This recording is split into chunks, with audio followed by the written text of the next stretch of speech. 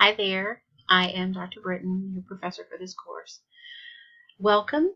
I'm looking forward to getting to know all of you if I haven't had you in class before. If I have, yay, we get to spend another semester together. I ask a couple of things.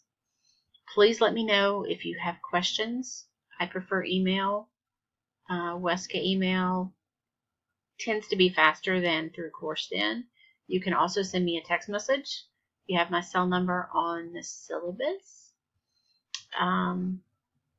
Take the time to read through the portfolio handbook, specifically the end where it's talking about the different entries.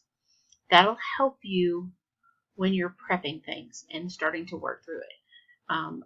I consider myself a guide for you in this class. I'm not teaching you anything new. I'm reviewing what you present as your evidence for being a master teacher. I hope to learn lots more, and I hope that you guys have had a wonderful journey and that this will just be the icing on the cupcake. And please forgive this. I crashed in the middle of the road this week, as in like face plant in the middle of the highway. So I have a big old goose egg and it looks like a sunburn. But that's the story of me for tonight.